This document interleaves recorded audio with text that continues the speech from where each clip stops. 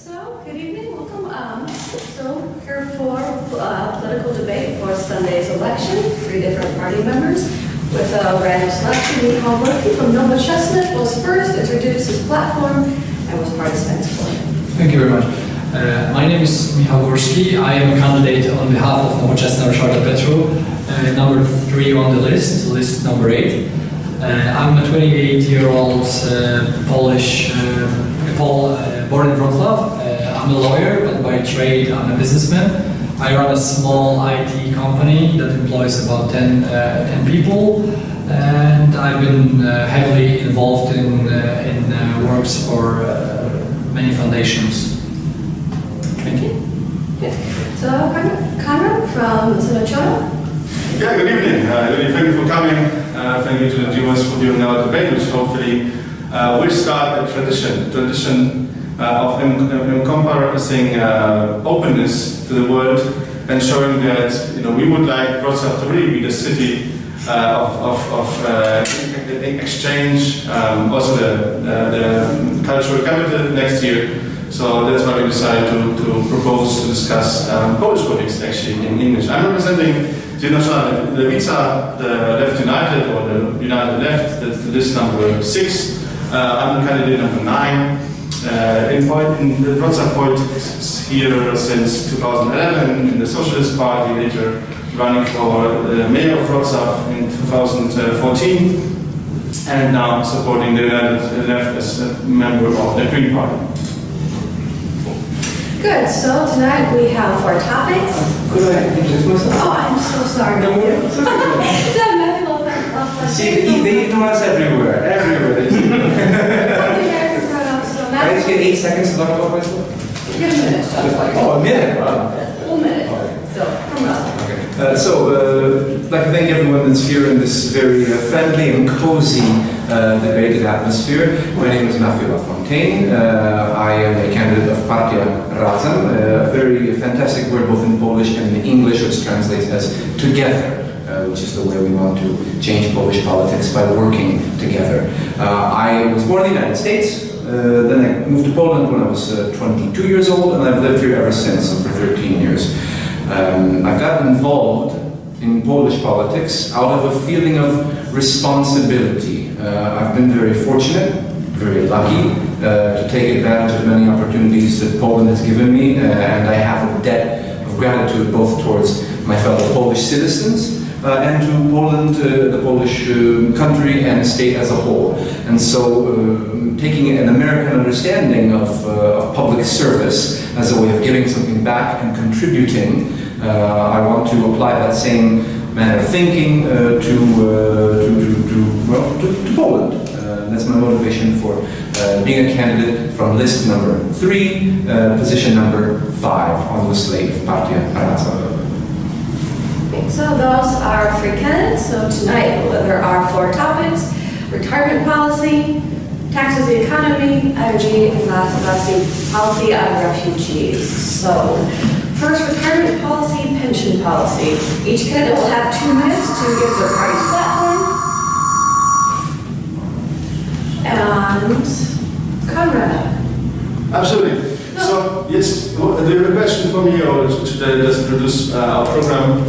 Yeah, so your party's platform, retirement policy, and pension system.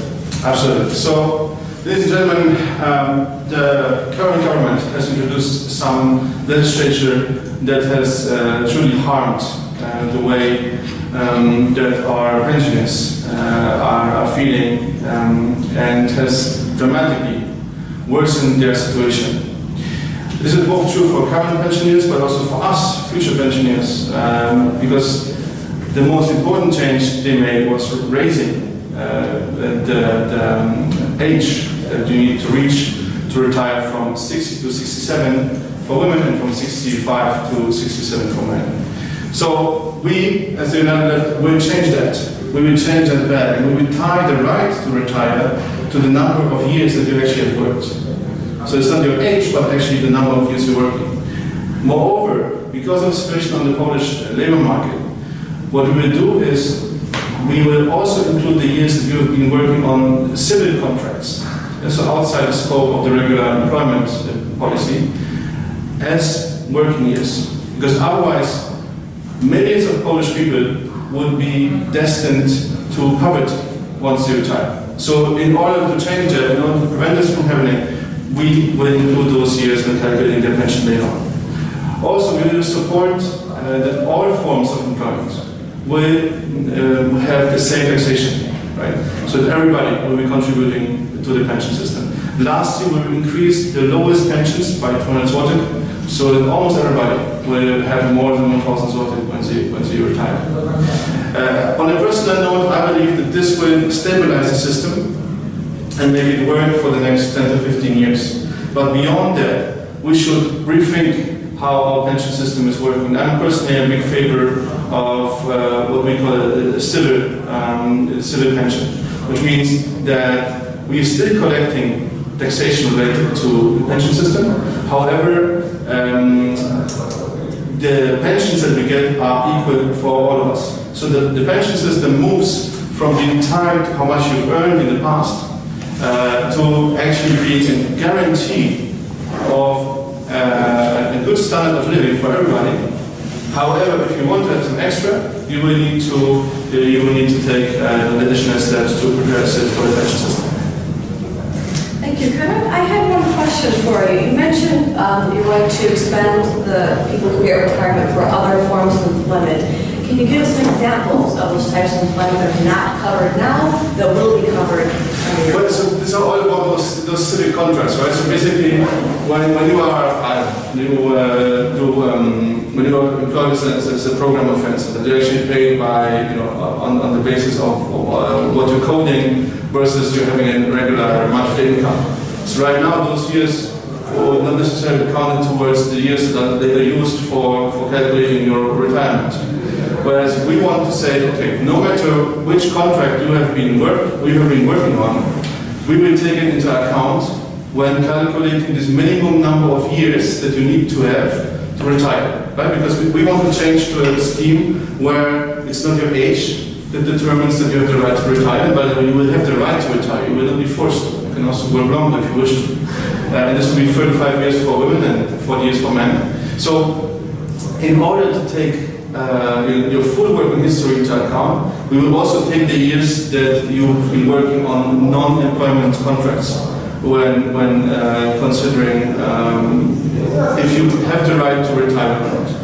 Just one question of interest. You mentioned it would be 35 years for women and 40 years for men. Yes. How are we taking into account the time that a mother spends on maternity leave and childcare leave, or alternatively a father as well, if we introduce such possibilities to let fathers take paternity leave for a longer period of time? Does that count towards their working years? Do they receive some sort of benefit even though they're not performing their function of their job? How do you account for that in the system that you propose? If you don't take this into account, you would create a system that's anti-family. So absolutely, we need to take into account those years.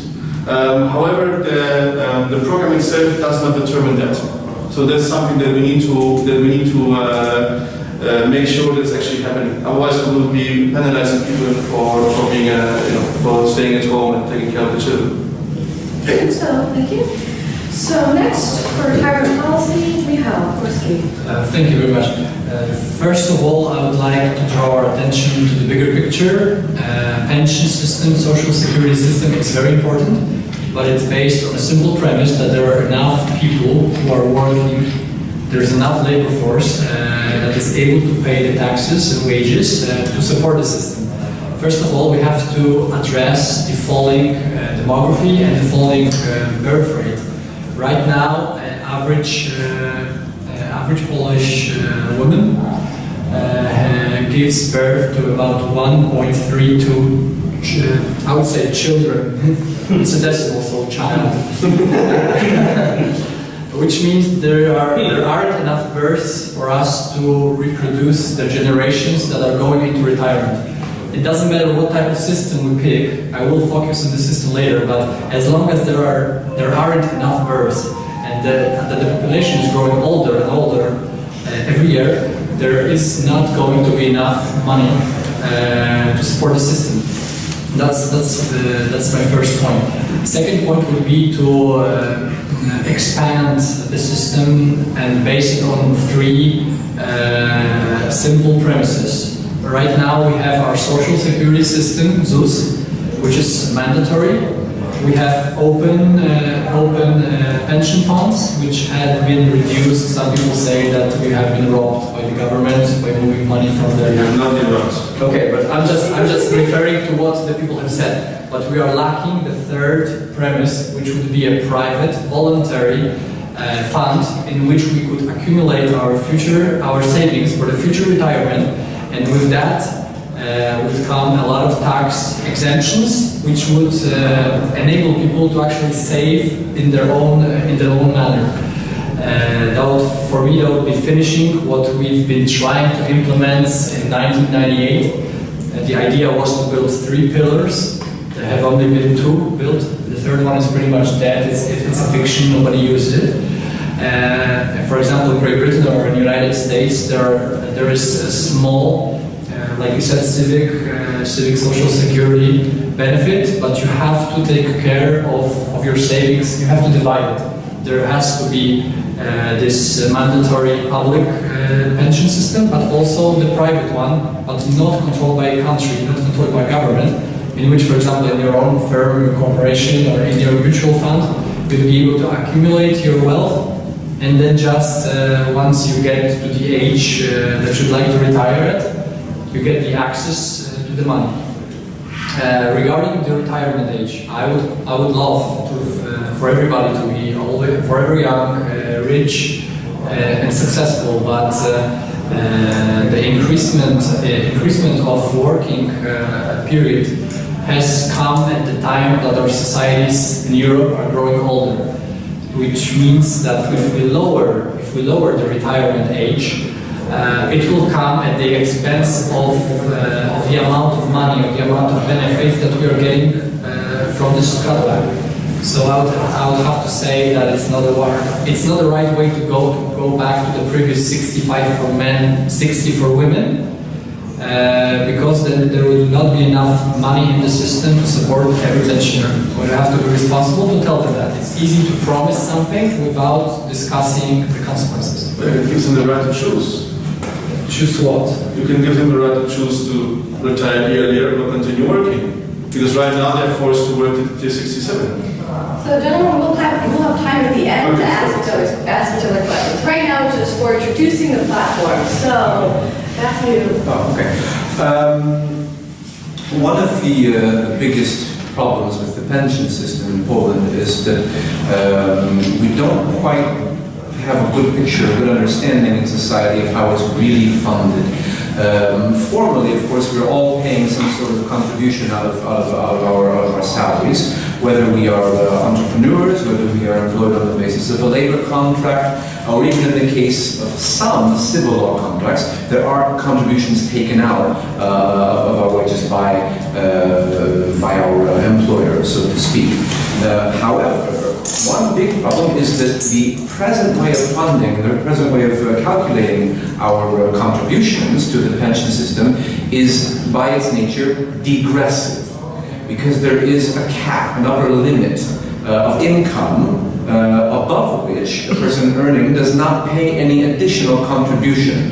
In effect, people who are earning lower salaries, have lower incomes, pay a greater proportion of their income into the pension system than people who are earning more. So one of the proposals of Partia Razem is to eliminate this upper limit, which will instantly provide a boost to the amount of money that's going into the pension system, because everyone will pay a fair proportion of what they earn. In terms of demographics, we have a very unique situation in Poland. Not only is there a low birth rate, as was rightly pointed out, but also we've experienced mass emigration over the last 10 years. So we need to work on solutions that will first encourage Poles to stay in the country instead of emigrating. And also, I do not see a reason why we should discourage people coming to Poland who have the potential to contribute to the economy.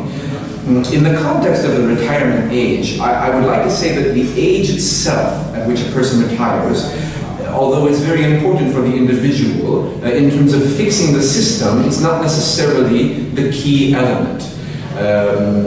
What's most important is that we construct a system by which the state guarantees that every pensioner, every retiree receives sufficient income to live with some sort of dignity, which is why, in Partia Razem, we propose a similar model to what Konrad mentioned a minute ago, which is a guaranteed citizens' pension, citizens' benefit that everyone receives when they retire. So that baseline amount that keeps people out of poverty is guaranteed.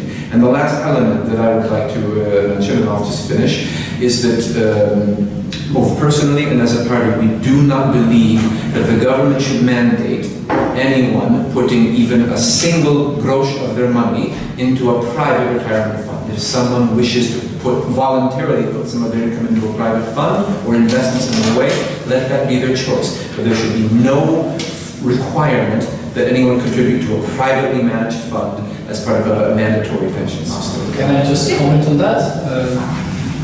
I would like to say about the cap and the pension system that there are a lot of different types of taxes and surtaxes in Poland. And for example, one of the absurds of our system, which I would like to point our attention to, is the health insurance, the public health insurance. For example, my wife has 2 small companies, and in Poland there is no cap, no upper limit to how many times you have to pay the insurance depending on the number of companies you run or number of companies you own.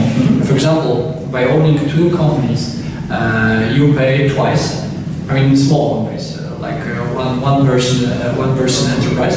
If you had 5, you would pay fivefold, which is really absurd regarding considering the fact that there is very limited access to the public health care system, and a lot of Poles are forced to pay private insurance. So, in the first matter, what you say, you would like to remove the cap for the pension system.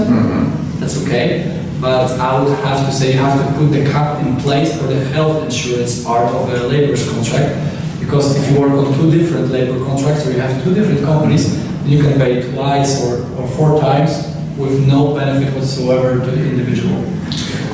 You know why this was put in place, at least for the labor, for the working people, because people try to game the system by having a very small contract that was under the labor law. And I'm not saying about there are 4 different types of taxation on the labor contract. I'm not talking about the pension tax or the rent tax when you are, for example, you are handicapped through working. This disability tax or however you call it. I'm just saying about this small portion of health insurance, which is mandatory, which is 279 zlotys per month.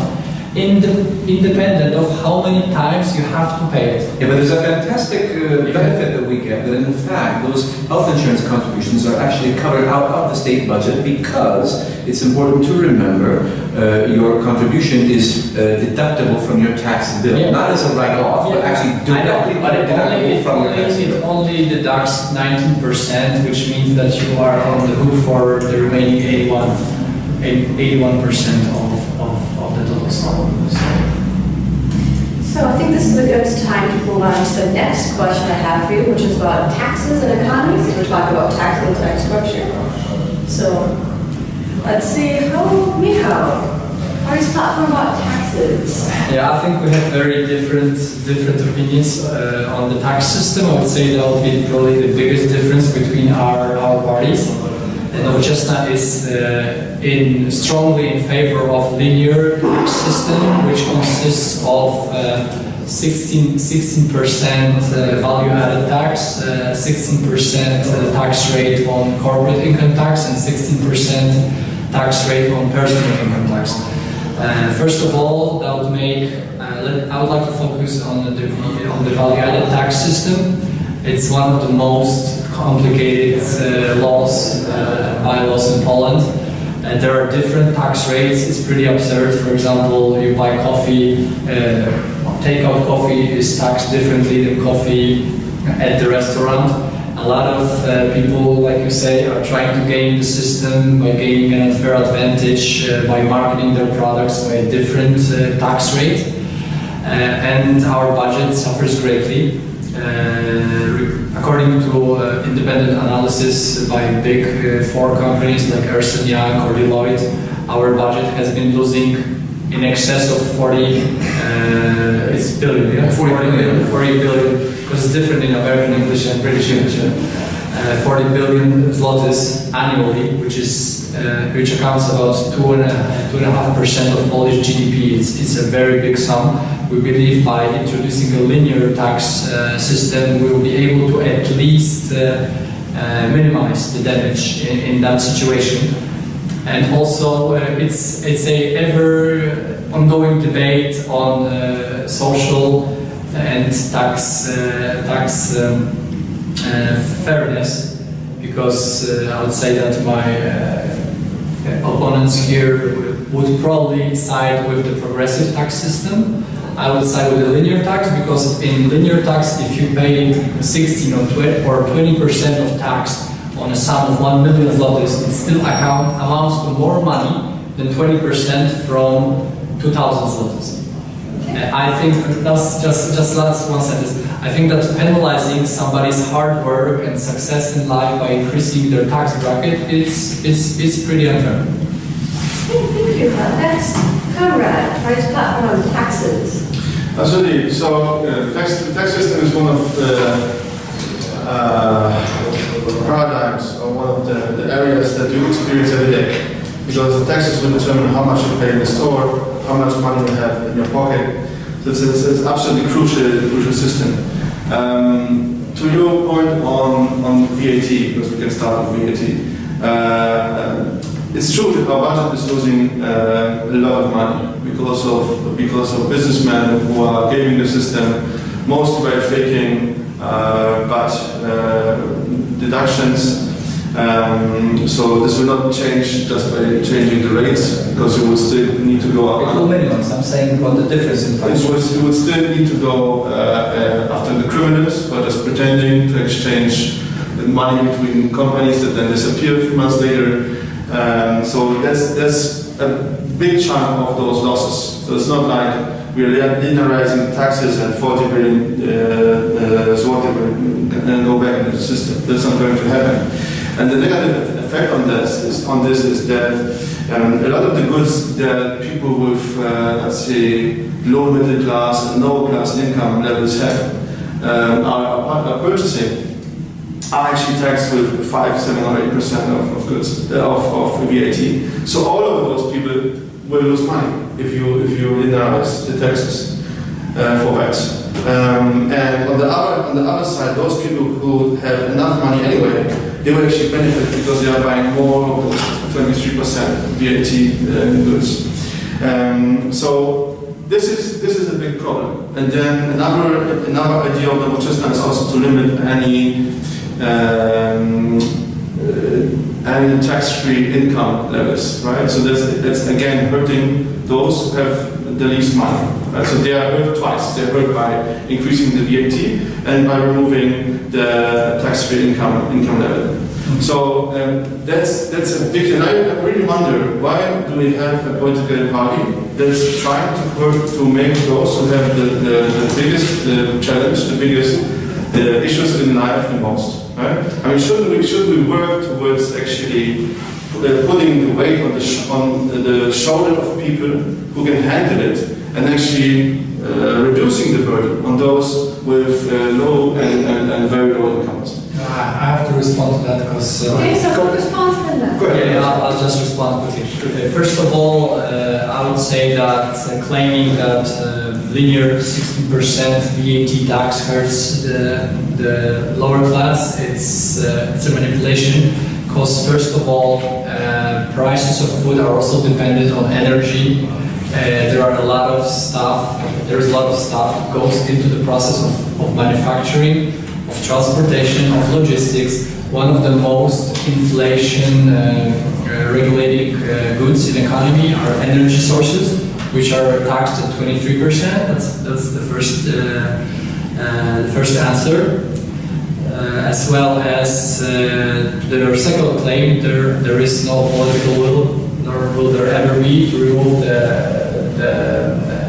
like what did you say? Tax-free quota. Threshold. Exactly.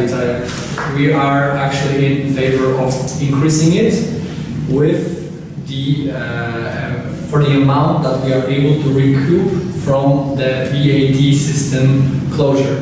Like I said, I didn't say that we will be able to stop the whole gain of the system, just some of it, but at least by reducing the problem by 10%, you gain additional 4 billion zlotys, which is a significant amount. So what would be the tax-free threshold, in your opinion? What should it be? What should it be? I think it should be increased at least by, right now it's 2,000 and 2,700 zlotys, I guess. And it should, first of all, it should increase annually, not at a gradual pace.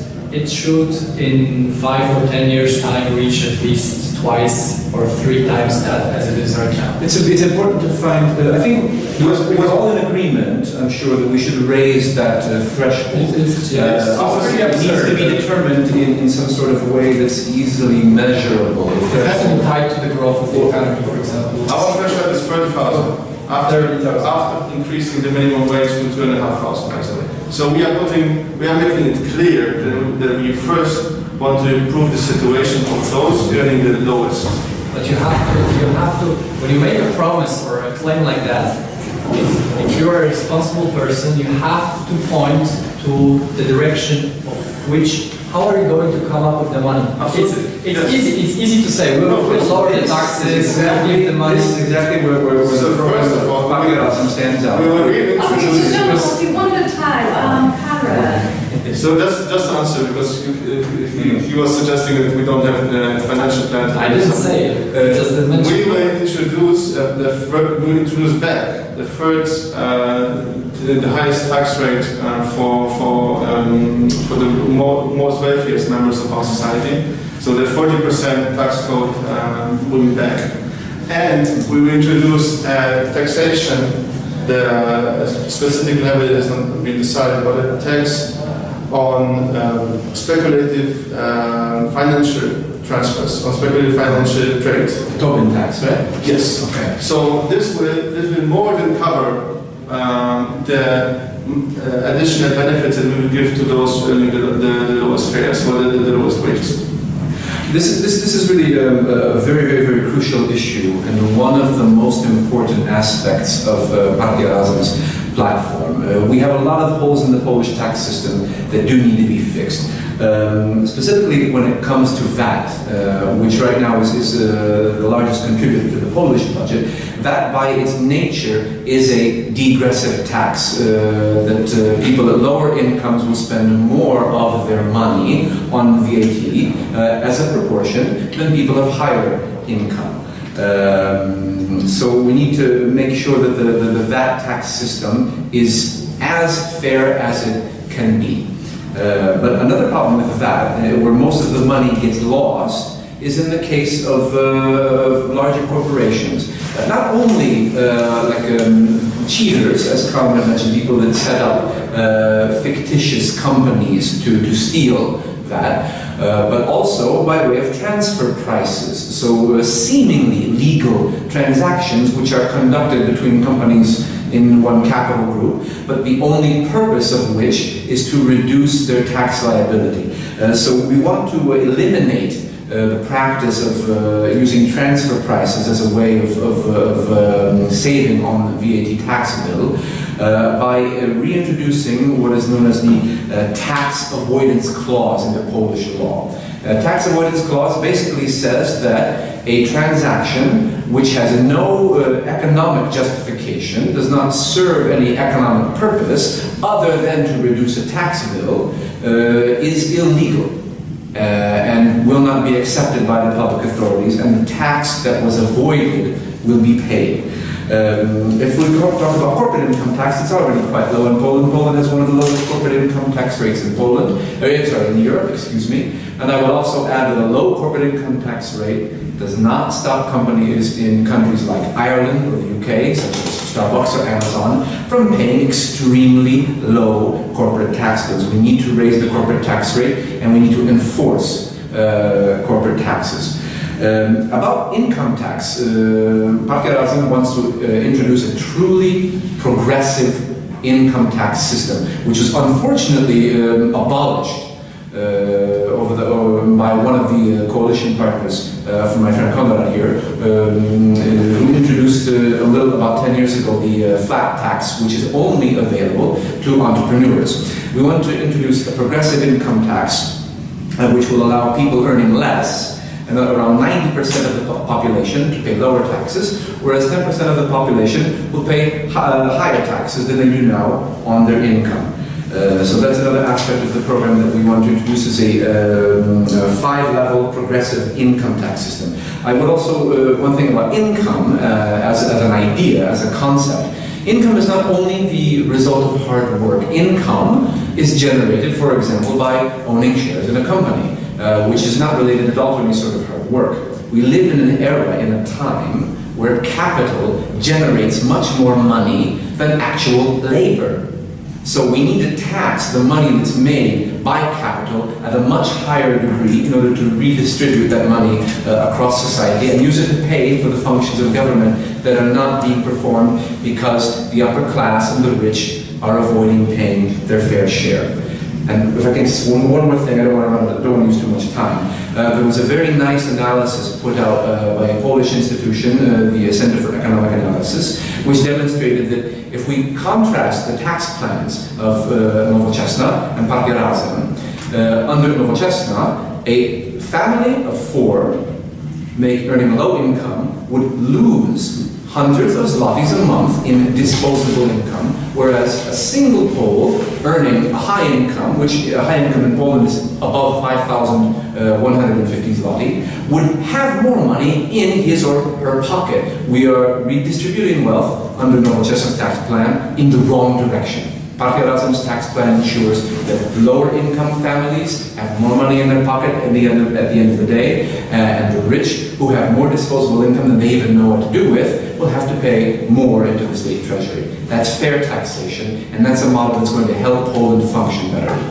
If I can only say one thing about the VAT, you said the clause about avoiding of double taxation. VAT in its primary objective is a tax that's neutral to the entrepreneurs. So I would say you have mixed up VAT with corporate income tax. If you implement the clause, you will not be able to avoid paying corporate income tax, not VAT. That will be the first thing. And second, the Nowoczesna tax plan, it only depends on how you put together the list of goods that you buy. It's very easy to just bring a receipt, for example, from a grocery store, where you only buy goods that are being taxed at the level of 5 and 8. I can also bring you a receipt for a typical Polish family, not a rich Polish family, that is filled with 23% tax rates, like I said, gasoline, electricity, water, clothes. Am I saying something? Utilities. No, you cannot stake a claim that the average Polish family, independent of whether they are poor, rich, or middle class, does not spend money on water, on clothes, on gasoline, on electricity. Yes, this is the proportion of... No, not necessarily, because if the proportion of the income basket is less than 33%, it's pretty much neutral. If you spend more than 33% on those goods that are taxed at the level of 5 and 8, you can end up losing money, but that's where we come in with the idea of upping the tax-free threshold and helping out the poor with the reform of the social system, which does not work properly in Poland. And I guess we can all agree to that there is a lot of money in the system that can be spent much better in a much efficient much more efficient way that is being wasted by bureaucracy. So this is Efficiency is a different issue. on a whole, it's difficult to discuss tax policy without discussing the bureaucracy, the effectiveness of the budget, and how the different companies and agendas run. To the individual, the bureaucracy doesn't matter. It matters how much they can spend and how pricey or how expensive the goods that they want to buy are. And that has a very important role to play here. So, to restate, you can choose between making the rich richer and the poor poorer.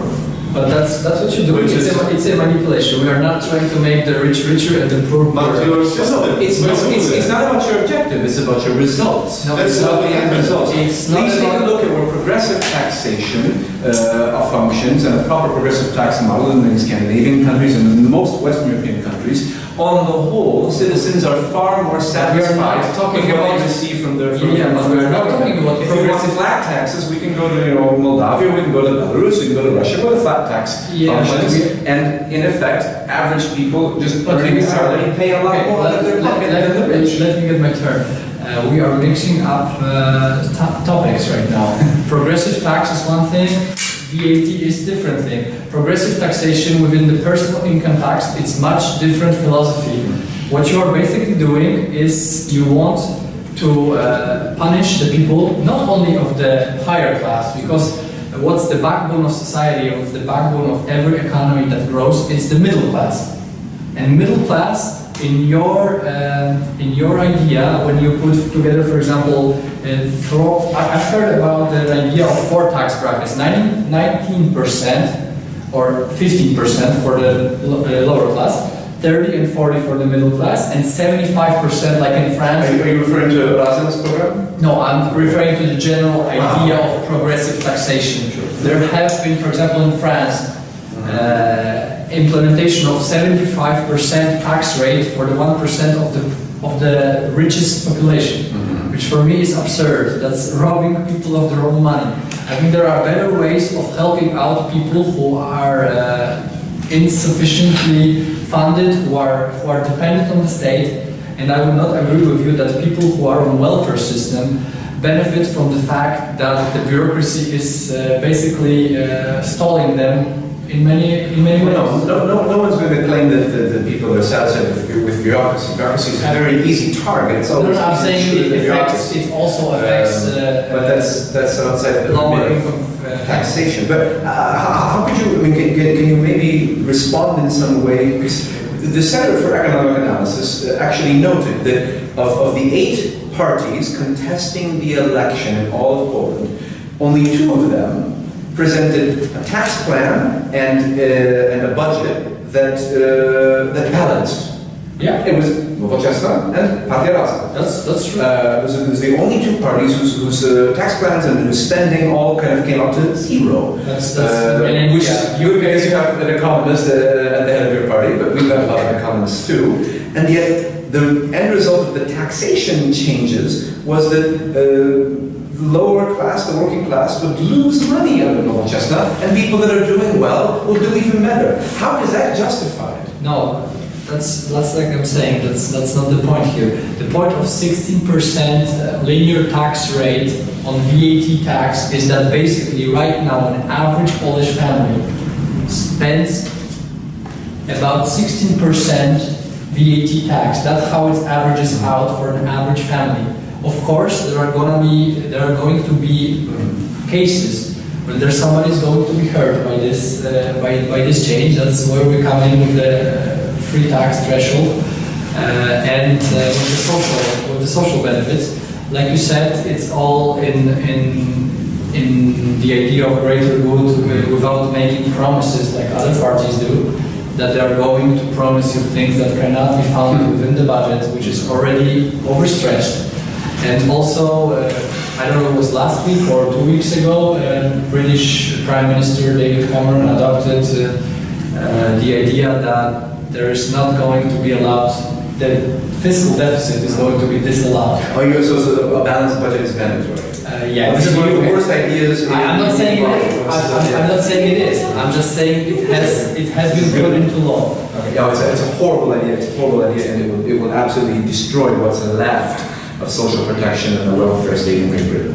But we might be getting a little off topic with This is good. This This is good. So retirement taxes next is the party's platforms on energy. Speaking of spending money and spending those taxes. So Matthew.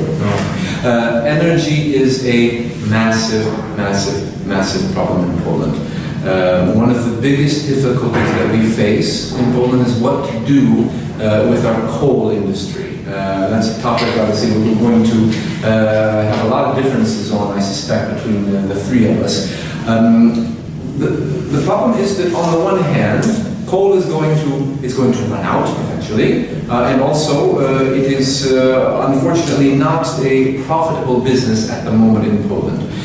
However, there are hundreds of thousands of Poles whose lives, or millions in fact, whose lives are directly dependent on the performance of the coal mines in the Silesian coal basin.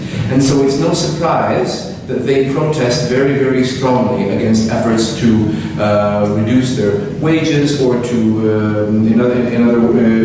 against other measures that threaten their jobs. What we need to do as a country is to come up with a realistic plan for how we can transform this coal basin into a basin of new technology, of green technology. We need to slowly, gradually close down the mines, make efforts to retrain those workers who are able to learn new skills, learn new trades, perhaps involve them in the production of green technologies.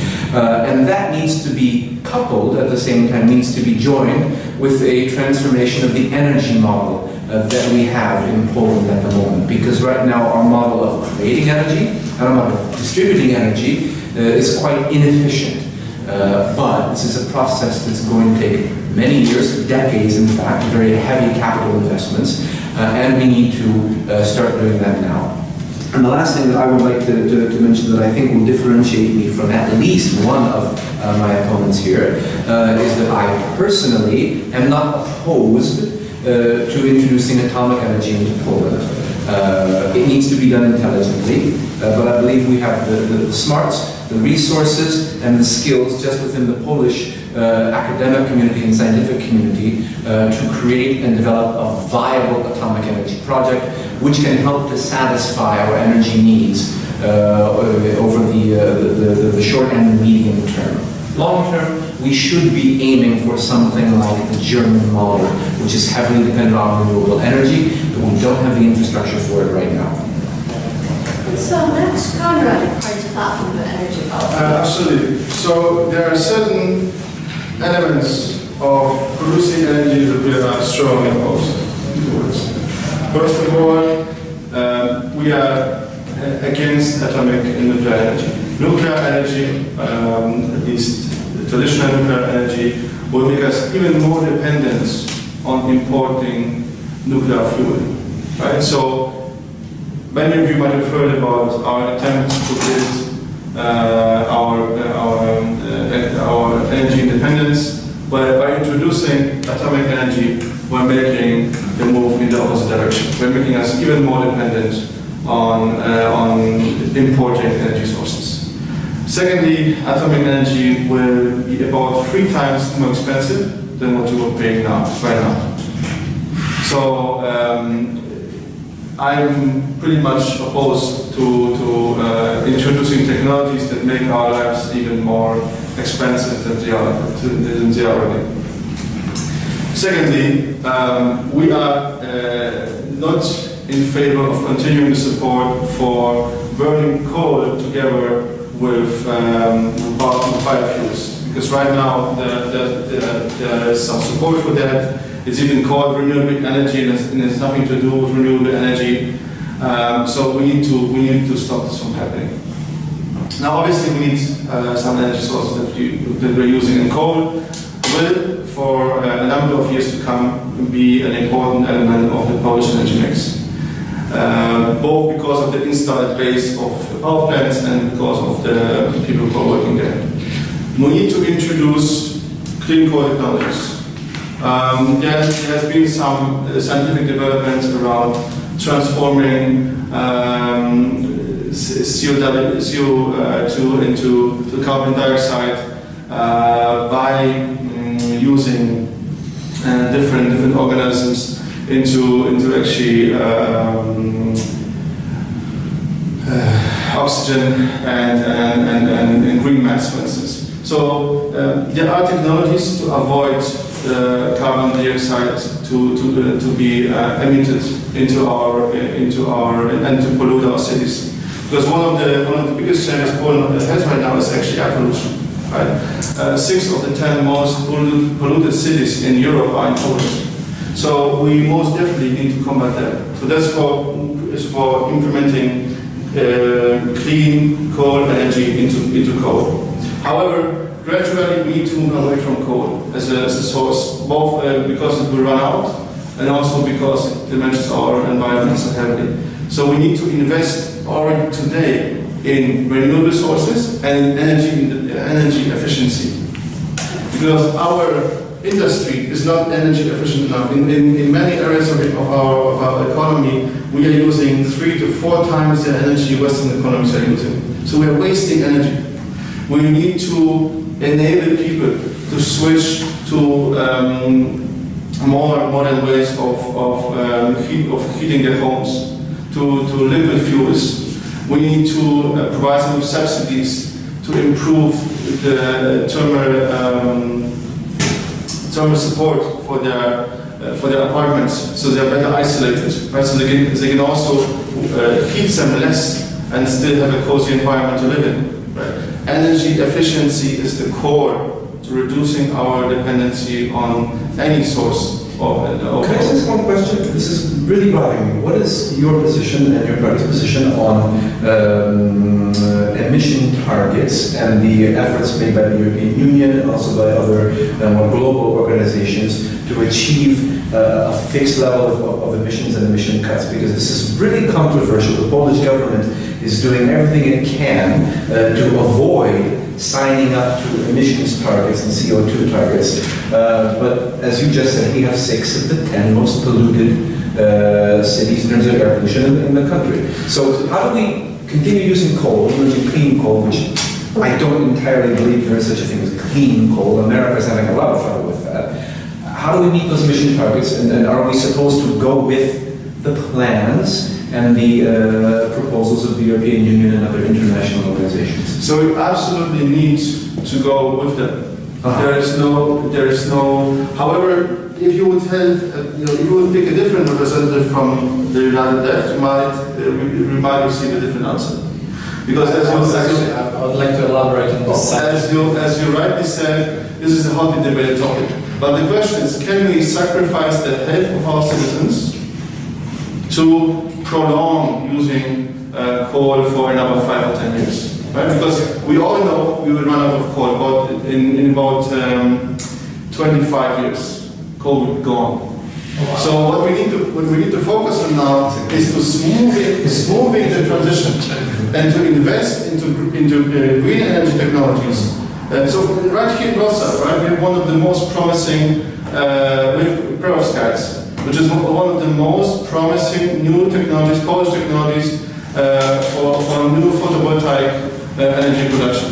Okay. And we need to invest heavily in this so that the benefits and just two sentences.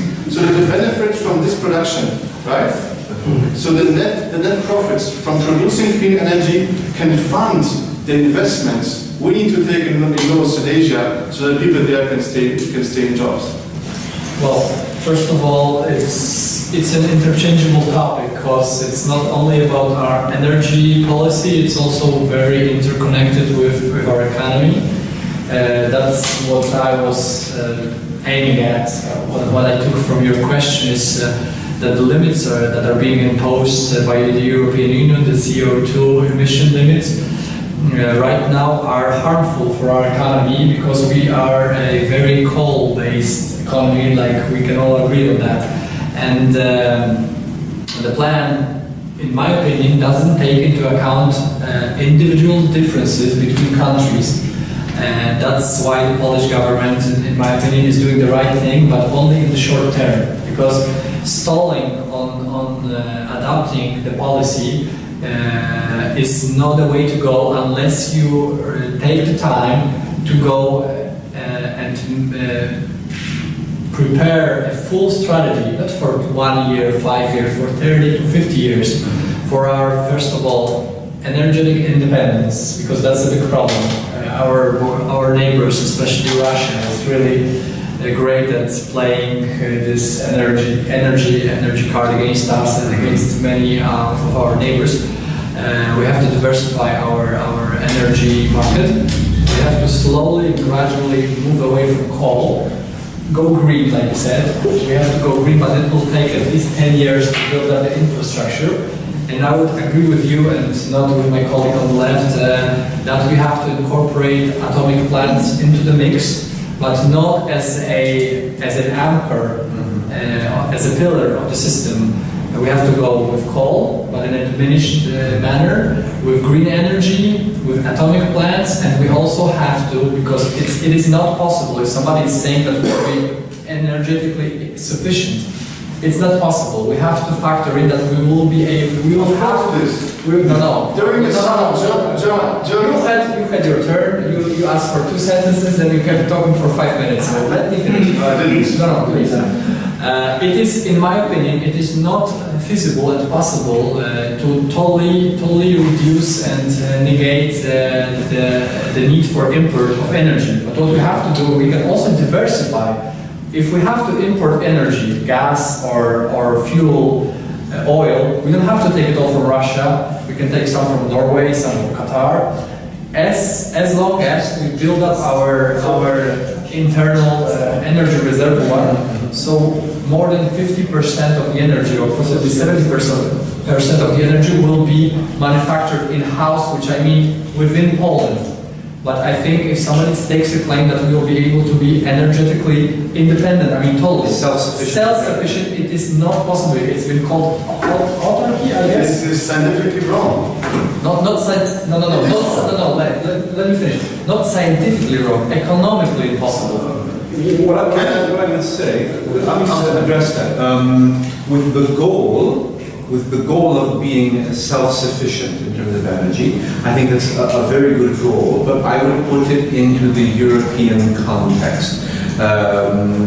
Of the few things that I would agree with on some of the past Polish governments, one of them is that we should take the lead and strengthen our efforts to create a common European energy policy, and that the framework for energy is not only national but European. I think that there's a lot that we can do in terms of becoming self-sufficient as a continent within the European Union, which I think is much harder to achieve, and maybe economically not even justified as Poland. Because if we can, diversification is key, but under the umbrella of a stronger shared European energy policy, which is coordinated at the European level. That's the direction I agree with that. The diversification also consists of even a small share of import.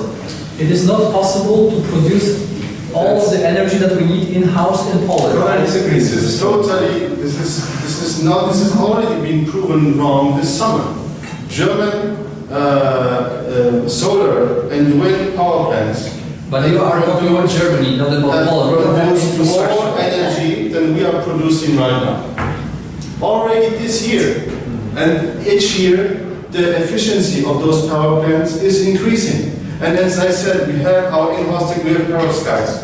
We have various companies in eastern Poland that are working on very efficient wind power plants. So obviously, if we already can produce more energy with renewable energy sources in Germany than we are using in Poland right now, with technology progress, it will be a question of a couple of years with the right investments that we will be totally energy independent, based purely on green energy sources. But how much, because this is investment, this is a lot of capital investment. Can we do it, can we achieve the same goal cheaper by pursuing European energy independence, or do we need to replicate in every country all of the same structures and facilities so that each individual state is itself 100% energy efficient? Because if we can, within a European framework, let's say Germany produces 130% of its energy needs, it's capable of exporting. And I would say it's maybe a more sensible investment to invest in transmission capacity from Germany to Poland or to the Czech Republic, etc., than it is for each country to make all the capital investments. That's what I'm saying. Well, it makes you a little bit dependent on your neighbor. I guess what I'm asking but is, it's unavoidable, in my opinion. The beauty of renewable energy is that these are often micro power plants that actually families or a number of people that are living in the same apartment block can actually use as another revenue stream for themselves. So people can actually make money out of producing energy. And this is only possible with renewable energy sources. So not only are we becoming more energy independent, we are also providing even low-income families with the right to put up their own from the solar power plant, with the right subsidies obviously from the government, and thus creating yet another revenue stream for themselves. So it's making our people more independent and making our country more independent. I agree with you, but the target, I don't have a big board of paper. If I had, I would write 20% on it. 20% is not a coincidental number. 20% is an achievable, attainable goal within the next 10 years for our green energy as a share of our energetic market. You said in a couple of years we'll be able to be energetically independent by using green energy, which is... We would. No, If we had money from monopoly and limitless resources... You are saying that you are making the claim that technology-wise we would not be able. So I'm showing to you that the technology is there. But I'm just saying we don't have... Look, I agree, there is technology is available, but there is also a matter of economic consequences. We don't have enough money. There isn't enough money to build so many plants to achieve that in 2 years. I'm just being responsible. No, couple in terms of, a number of, not in terms of two. We don't have capital. Sorry. We still have one more topic, and then questions Sure, from the sure. audience. So, fourth and final question. Are we on schedule or are we behind schedule? That depends what you mean by behind. No, I don't have any plans for the evening. I'm just asking our guests. I would really hate for them to, leave and not ask us any questions. That's what I was getting at. we got one more topic then, right? One more topic. We got a lot of questions. The discussion is getting more heated and heated. Unfortunately, the most Yeah. important is probably at the end. So with the recent refugee crisis of Syrians in Europe, Starting what are these with platforms on immigration in regards to refugees coming into Europe and borders? And Conrad.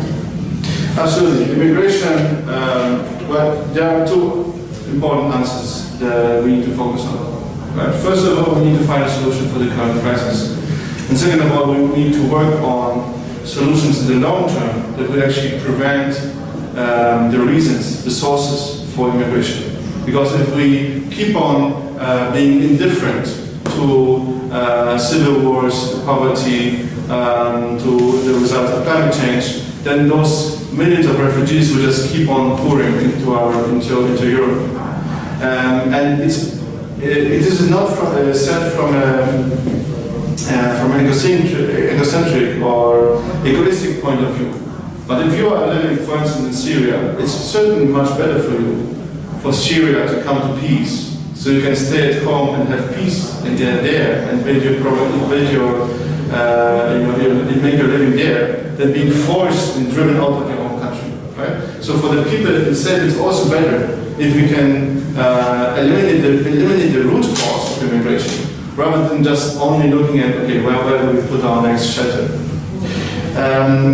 The United Left has decided that Poland should contribute to the effort of helping refugees. Unfortunately, we also have some direct responsibility. Remember that we have co-invaded Iraq, which was was a big mistake. We've also been engaged in Afghanistan. And without the Iraq war, there would be no war in Syria. So unfortunately, we actually do have a direct responsibility for those people there. Meaning, unfortunately, I would love for those wars not to happen, right? So, given our double responsibility, both from a humanitarian point of view, but also because we have our foreign policy that has actually touched those countries, we most definitely should accept refugees. However, there's always a question of how many and who pays for them being here. I would say two things. First of all, our political program demands the European Union to take on more of the financial burden of hosting them. And I totally agree with that. And secondly, I think that, and this is also part of the Green Party program, Poland should increase their spending on development aids for the so-called third world. And part of this could be used to fund refugee camps that are closer to the countries of origin. Because if the camps are closer to the countries of origin, then it's easier for the refugees to return home once we fix the root cause that drove them out of the country. So that's basically our main, the two elements of our program: preventing the root causes of immigration and supporting the European effort to shelter them here, co-financed by the European Union. First of all, I would like to lighten the mood because it's a very serious topic, and I really regret that we don't have any right-wing party with us on this matter, so they would be able to try to scare us into believing that accepting any number of any kind of immigrants will be a direct danger to our culture, whether it's 5,000 or 7,000 immigrants, like our leader Richard Petru said. I would like to quote him on that our culture and our Christianity would really be a very weak system if it were to crumble under the immigration of 7,000 people. That's such a little amount, it's such a low number that it would be invisible to the naked eye.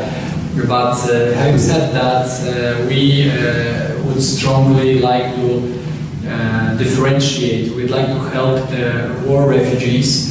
But at this moment, we are against helping the economic immigrants that are running not from war but just for the social benefits of the welfare states, such as Germany and other Scandinavian countries. And to say why, we have 2 million Poles, like you said before, on immigration. And another 2.5 million people that are living below poverty line in Poland. We are a country, we are a developing country on the rise. We do not have enough resources to help out all the others. I would say we have to be keen to their problems, help them as much as possible, but we have to focus firsthand on our own citizens. We simply cannot afford to be too open to the matter, like I said. And what I'm really regretfully finding about the policy of our current government, I don't have anything against welcoming and hosting, for example, 7,000 immigrants, but we don't have any idea or any policy. Our government has not presented us with any clear policy, with strategy on what comes next. Are we supposed to accept 7,000 now, 7,000 in the future, or is it just the same way as Platforma Obywatelska has been ruling our country for 8 years? We will accept 7,000 now, and jakoś to będzie. A good Polish accent. Well, there's two things which my opponents have said that I would like to agree with. The first one was what Konrad said. He mentioned that we should have peace in Syria. Well, if we could send peace as Prawo i Sprawiedliwość to Syria, I would be very pleased. We may send all of them to another country. The second thing that Michał said was that a lot of our policy, not only in Poland, but also at the European level, is being improvised. It is ad hoc. which is an unfortunate effect of the failure to predict a crisis that was very predictable. As Konrad mentioned, Poland does bear some responsibility due to its participation in wars in the Middle East. It's unfortunate that a responsible political party and a very humanitarian political party such as the Greens have decided to align themselves with the very people who were responsible for sending Polish troops into some of these wars. And that's one of the elements of the United Left with which Razem strongly disagrees, which is part of the reason why we have chosen an independent course as a separate political party. Turning to the issue of refugees themselves, there's a great expression, a great saying in Polish: if you're not sure how to behave, behave decently. The decent thing to do is to open our doors to people who need help, in other words, refugees who are running away from war or who have been living in awful conditions in refugee camps, for example, in Turkey for the last 3, 4, or 5 years. And in terms of the issue of economic migrants or immigrants, however we want to name them, I would disagree with Michał. I think we have a fantastic opportunity to fill some of the gap that's been opened by Poles emigrating from the country. We can boost our population by accepting people who are able to show they have some skills and some ability to work and to contribute to the Polish economy. It will help to boost the pension system, more taxes, etc., from people who are able to work. This is a policy that functions quite well in the United States. For example, the United States is one of the few countries which has population growth only because of immigration. And there are people from many different countries coming from all over the world that have a desire to work and demonstrable skills. This is happening already in Poland. Just in the first half of 2015, the province of Lower Silesia has accepted 6,000 Ukrainians who have applied for a residency and work permit, who have come to Poland. They are contributing to the economy, they are working in various types of jobs, and also employers from all around the country, especially in the IT sector and other advanced areas of the economy, are complaining quite openly that there's not enough people, there's not enough hands to work. I have been treated by Syrian doctors, and I have been served in many different places by men and women from Middle Eastern countries, or also from Africa as well, people who have successfully integrated, assimilated themselves into Polish life. And I believe that if we have a smart immigration policy, which is able to invite and bring people who want to contribute to our country and their way of life, we can in fact do a lot of good by accepting some economic migrants who are not coming to Poland for the social benefits, because as we've heard already, the system is bureaucratic and doesn't pay a lot of money. So we need to have a smart policy which both helps refugees, people in need, and also allows economic migrants who can contribute to our economy to come here to Poland. That's the direction we need to go in. And that's our policy. So I thought the most contentious topic was not, so... Yeah, I was surprised. That's because we didn't have anyone from peace or... Because we're not crazy, you know. Because we're not crazy. There's no right-wing extremists here. At least I don't think so. Yeah, I think there's one really important thing, and I assume, maybe I shouldn't assume, but I think we would all agree that the rhetoric and the language, the hate speech which is used by a lot of the far right in Poland is something that I personally and Razem as a party rejects utterly. And we think it's terrible the way that racism and fear have been used as a political tool to manipulate people. Well, I would even go further. I would say, no. The language of hate, like you said, xenophobia, racism, is totally unacceptable. But also the level of the Polish cultural political discussion has fallen so low, not only with regard to this topic that has been burning up in Poland for quite some time, which are the migrants. You can turn on the TV and two biggest parties or 2 or 3 biggest parties, every single time they get together, they sit down and then the hate starts, yeah? No, our leader was discussing with your leader last Wednesday, and it was quite a... Independent on the topic. Independent on the topic. So the strategy, for example, of Civic Platform, I've been fortunate enough to take part in a debate today. That was in Polish, actually, so I think my English is okay, but Polish is my native language, so I think I did better there. And there were a full spectrum of all political parties. There was Razem, there was United Left, there was Law and Justice, Peace, there was Civic Platform, Platforma Obywatelska, and also Corbyn Party, which some of our audience has already been referring to. And regrettably, I have to admit that, for example, Platforma Obywatelska, for 8 straight years, the main agenda of their political strategy has been admonishing Prawo i Sprawiedliwość and blaming them for everything. I'm not a fan of any of those parties, but I actually got to ask the representative for Platforma, are you going to suggest any constructive ideas, anything new? He got up, he got a chance to speak up, and he said, no, we don't want a Catholic state, so please vote Platforma. yeah, it's a disaster. This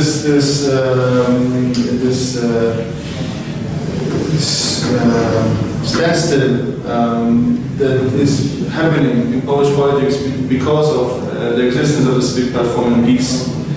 The stalemate, sorry, I lost the word, stalemate that they have introduced over the last 8 years is a true disaster, and that's why we definitely need new political movements, new political ideas to come into the public debate, so that there's a debate again. Because there's no debate between peace and power. Both parties exist only because their voters hate each other. And if one of them crumbles, the other ceases in existence.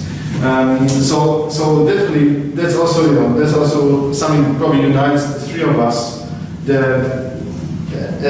Fortunately, there's again room for discussion and for exchange. And of course, we are different here, especially on the economy, right? Totally different, actually opposite. But at least we're able to sit down together and present our views and exchange our opinions. They don't have an opinion. They only want to stay in power. That's their only goal. And so that's obviously a nonsense discussion. If I just said one quick thing to that, I have to totally agree with what Michał said just now, that it's very unfortunate what's happened in Poland over the last 10 years, that there is no vision, no idea either in the present ruling party nor in the party that will most likely take power in a few days as to how to move Poland forward. One of them, the current government, simply wants to keep the lights turned on, and the new government would like to take us back in many areas to the 19th century or even farther, to the Middle Ages, and even a lot of social policies. And I think that that's a very dangerous trend. And what I'm really pleased to see is that in spite of our differences in terms of many, I think we've talked about many different things, that we all believe that there's a chance for constructive dialogue, which will finally bring some new ideas to the surface. And that's the main reason that I've gotten involved in politics. Putting aside the party which I represent, is that it's now a time for some younger people with new experiences and a different outlook, not only on their own lives, but on the way Poland can function. And they are getting involved, and they're starting to make a big difference. So while I would, for example, disagree on many things here with Michał, for example, it's very pleasing to me to see that he is engaged in what he's doing, because a lot of people could just say, well, it's not worth it, what are we going to do? We can't fight those ruling parties, but we can. Yeah, we can. I'd like to expand on that. Yes, we can. That's not what I meant, but yeah, of course we can. What I would like to ask all our viewers and everybody involved, if we have two of them, that's a plural number, so that's. It's okay. But coming back to reality, first of all, every single day when I'm talking on the streets with people, I'm not going to ask you to vote Nowoczesna, to vote Razem, or to vote United Left. I'm just going to ask you to go to vote. Because the biggest problem, I've been lucky enough to study in the United States for 1 year, and there is a saying that is as old as the democracy in the United States. If you don't vote, you don't get to complain. And the problem with Polish democracy is that people have lost faith in the process, and it's a, like we say, kwadratura koła in Polish. Square circle. Square circle. Each cycle, less people go, so the politics sinks lower, so less people go, so the politics sinks even lower. And as long as we have to take matters into our own hands and just go and cast the vote. That's all I'm asking. Here, here, here, here. Thank you. Question down from the audience? Sorry. I have a question first. You talked about, I'm Jana Lewicinska from United Left and Sure. And if you talked about, discussed about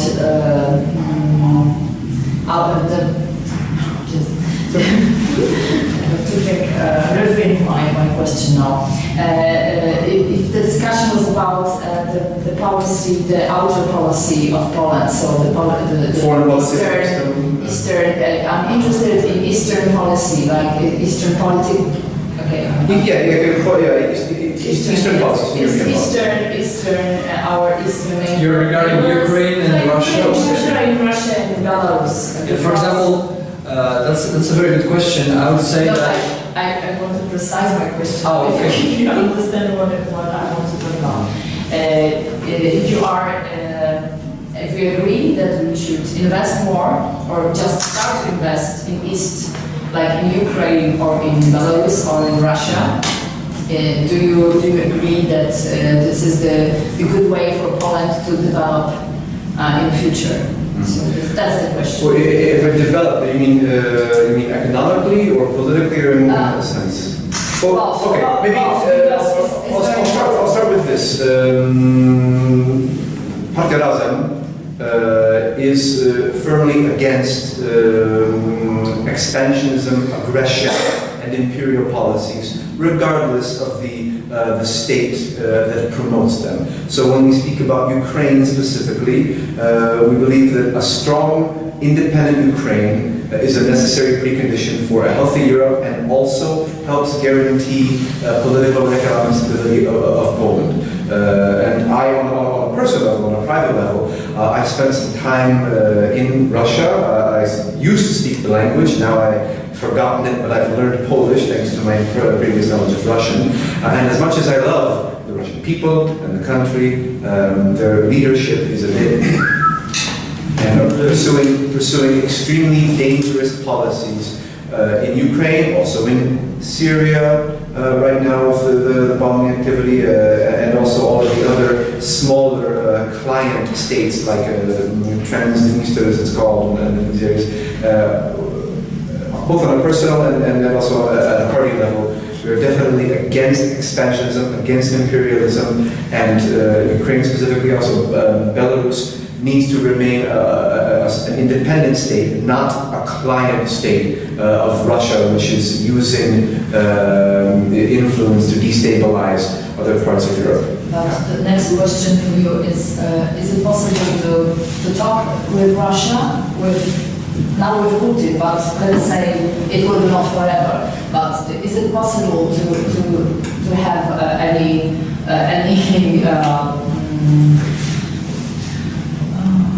some dialogue? Dialogue, but I think more about investing in Russia, about economical cooperation with Russia, yes, because it's very important for Poland, because these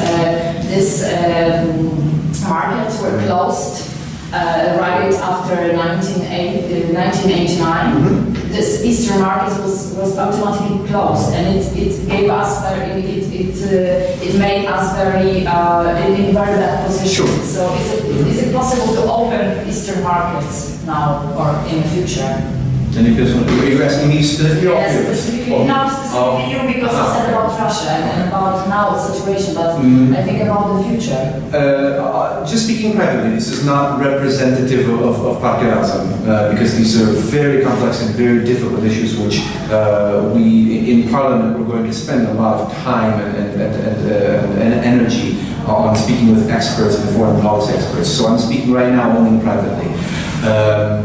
Historically,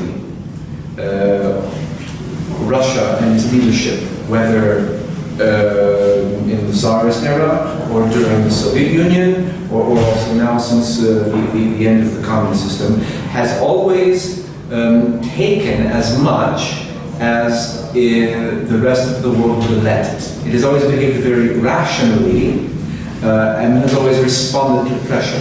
So in terms of making Russia stop doing bad things, I do support, for example, the economic sanctions which have been put in place. An interesting thing about Polish exports specifically is that when Polish apples stopped going to Russia, they suddenly found their way into places like Uzbekistan, Kazakhstan, and many other markets where they hadn't been before. So as we say, Polak potrafi. I do believe that we are able to conduct a trade policy with other countries that are in Europe or also in other continents that will allow us as Poland to suffer less than we would if we didn't have a good trade policy.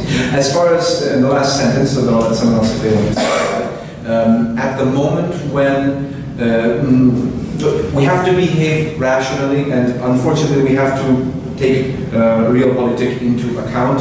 At the moment when Russia stops behaving badly, we will need to restore as much as possible the trade links and the economic ties, because they benefit both us and ordinary Russians.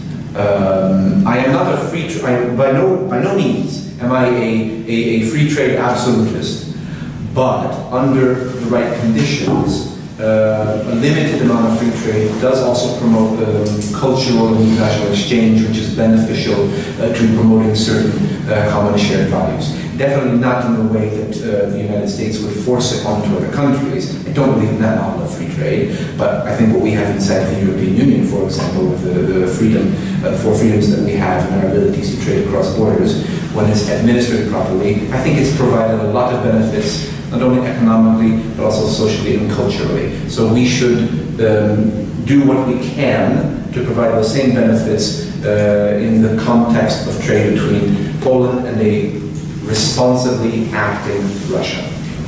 If I can add to that, I would say that your discussion is very valid, but it's 2 steps ahead of what we are facing now. I mean, the problem in dealing with Russia is that Russia only respects strength, determination, and stability. The problem, and I'm urging Polish politics, both the parliament, I mean not both, the 3 ways, parliament, the government, and the president, to find a common solution, a common proposition. So we are not going to be exploited by Russia. You can say many things about Russia, but they are very, very cunning and skillful when it comes to diplomacy. They've put us in a position, they are portraying us as Russophobe, and they are using that against us within the European Union.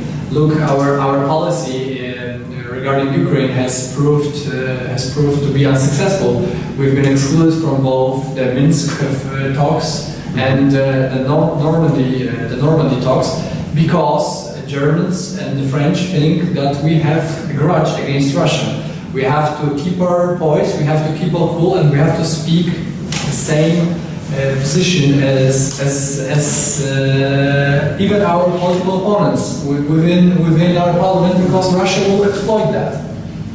That's the problem. But the question, okay, because we already have some factories in Russia, big factories in Russia, in fact. So do you believe we can have more factories? Of course we can. In Russia? But once we end this stalemate, because right now the war in Ukraine, the crisis in Ukraine has been frozen. Russia has moved into Syria and is flexing its muscles in Africa, but at this moment notice they can restart the conflict, they can restart the crisis in Ukraine, and we have to be ready for that. So just maybe two points on that. First of all, we need to be more independent from Russia to have a stronger position when discussing with them.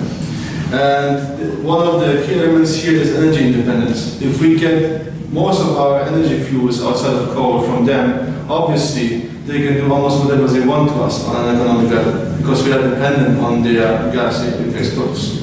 So we need to become independent from them, and then we can actually, as quickly as possible, and then we can have a much stronger position to negotiate any other ideas. Secondly, is it important if our president is invited to a particular talk? Not so much. I would rather see our president and our government, fly to places like Iran, for instance, negotiate economic deals. The economic sanctions on Iran will be lowered in January next year. We need to be there, right? We need to restore our economic relations with the Middle East, with countries who are also very powerful, with entire societies who are longing for products. This is a new revenue stream for our economy, and it can actually easily replace at least parts of what we have lost with Russia.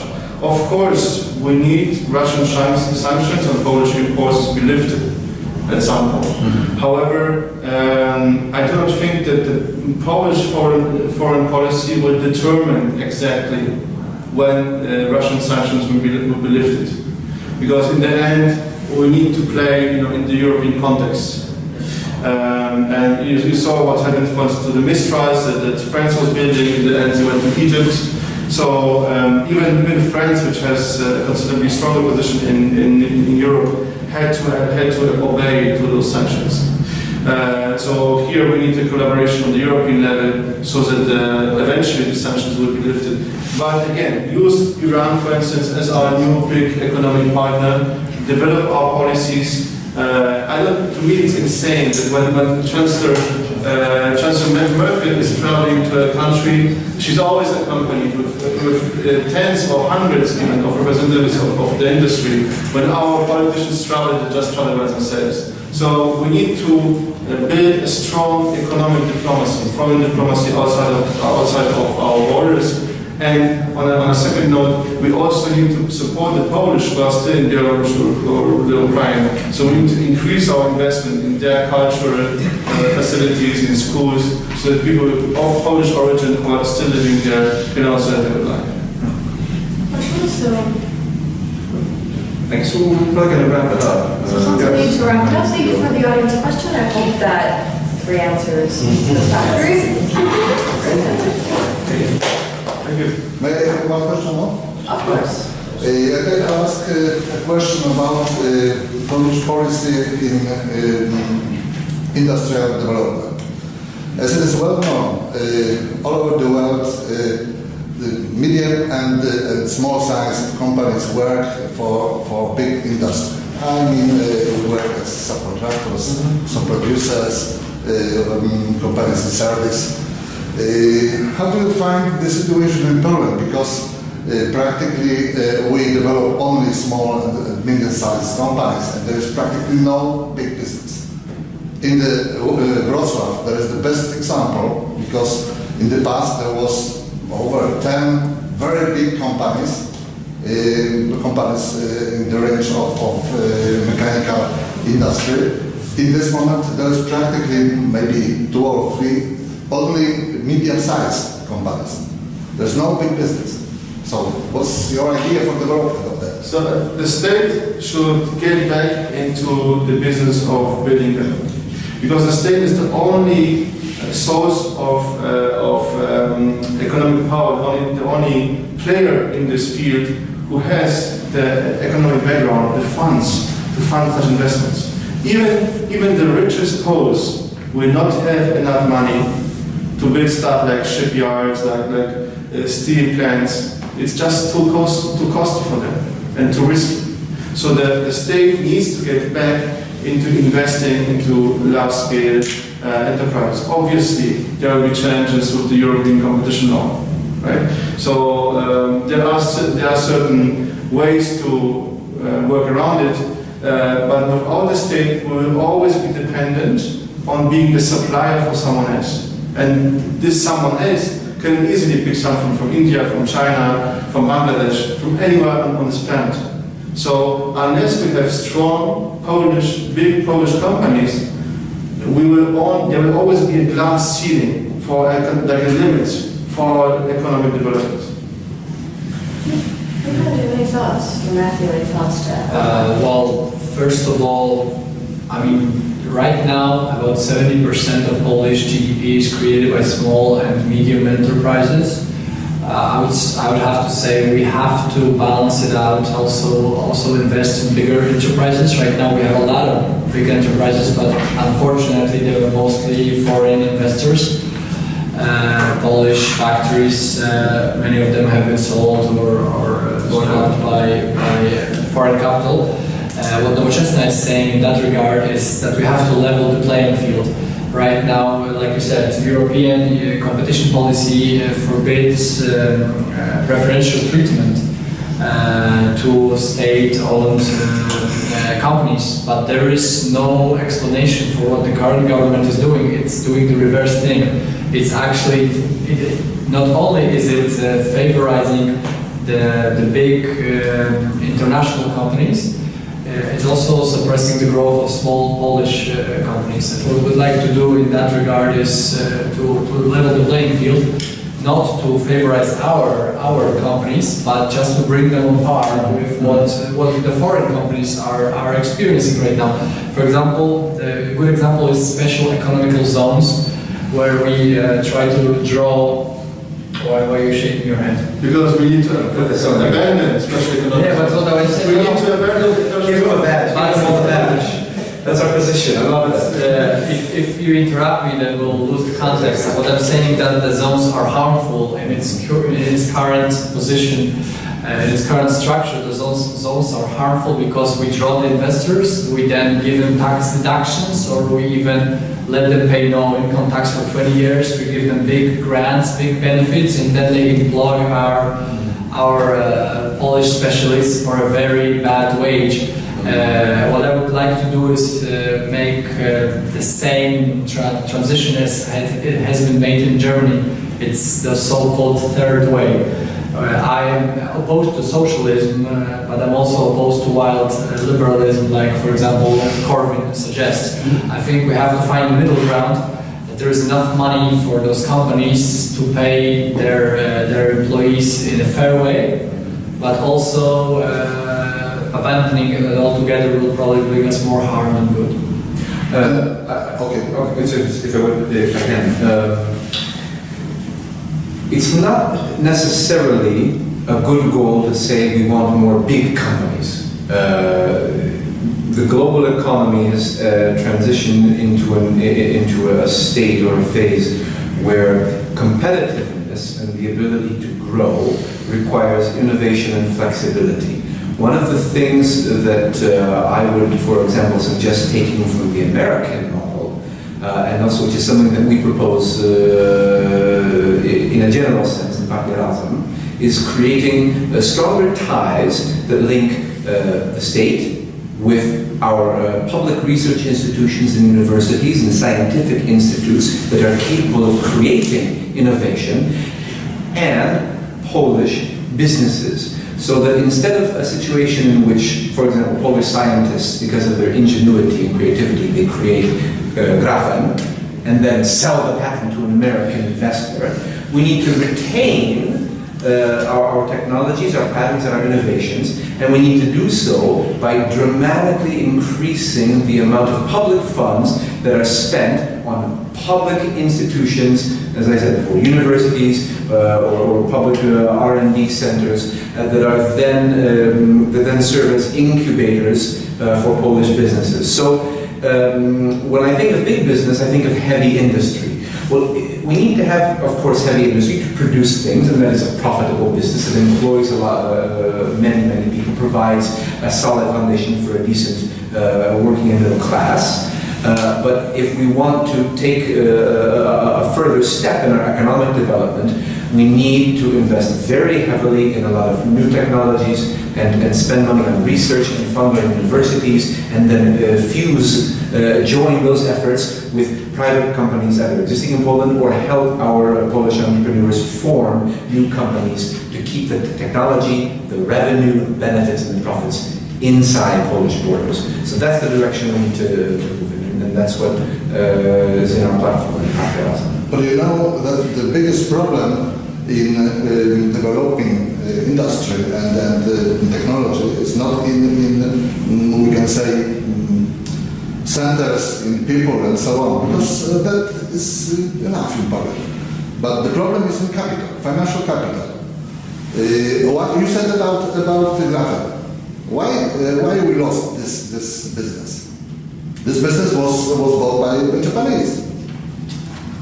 You know about it? No, I know that it was sold. I don't know who the investors were that purchased the patent, but I do know that it was sold. Very big investors were negotiated from Poland, from Polish investors. And that's enough. That's why you technology has been lost. But see, you made a good point. That's why the public spending, public money given to fund these innovations typically comes with the requirement that technology not be sold. And that's the key, is to create a system where the state invests, as you said, much more money, a lot more capital in order to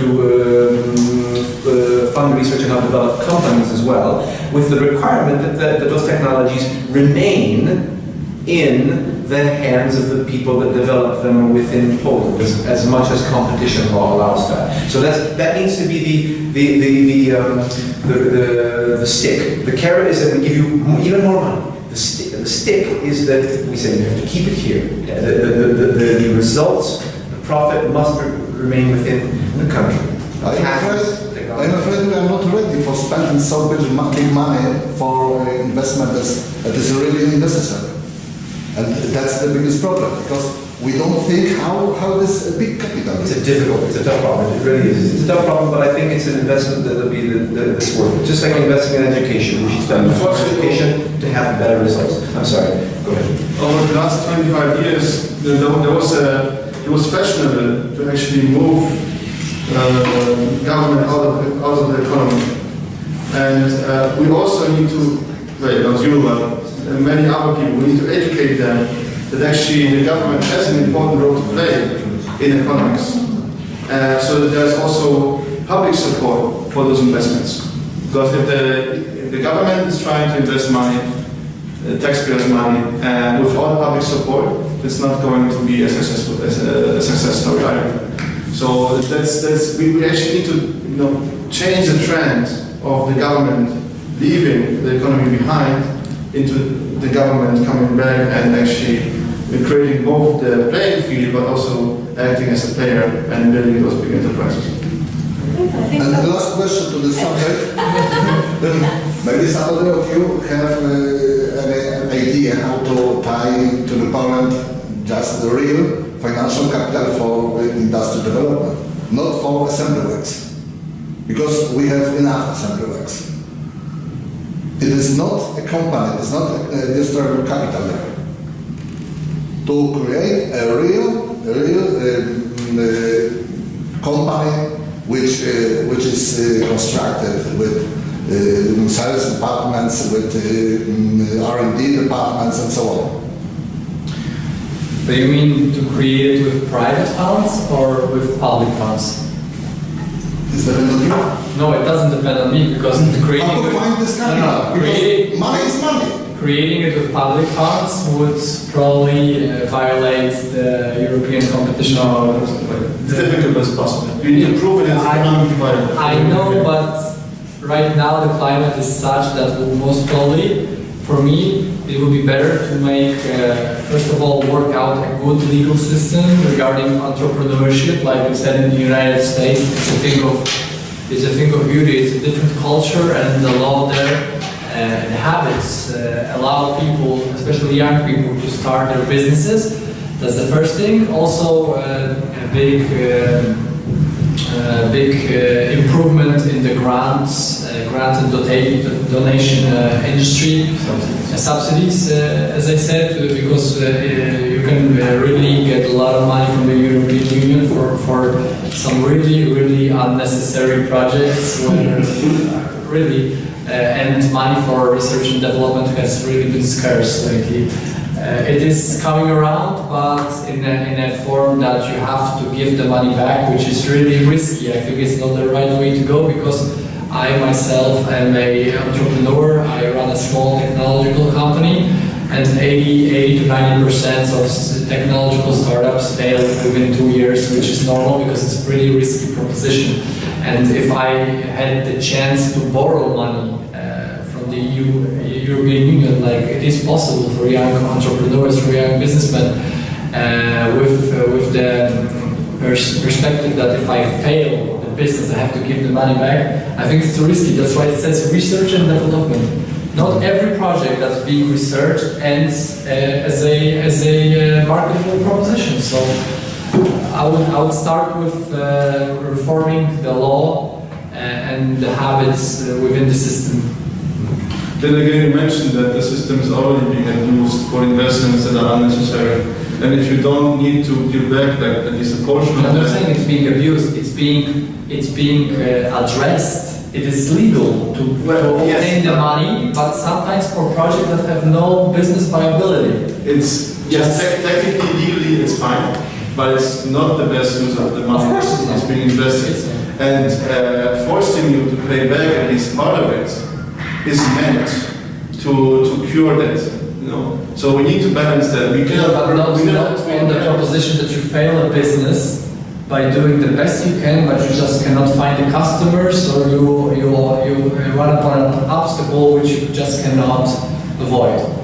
It's a complex issue. It's a very complex issue. We could talk about, I think, for many more hours. The but I don't know if we have obstacles we're enough. running up against, we're running up against the obstacle of time. So. Thank you very much. Thanks. Thank you, Matilda. Thank you, sir. Our host. Thank you. Yeah. Thank you. It's a pleasure. Thank you. Thank you. It was a pleasure.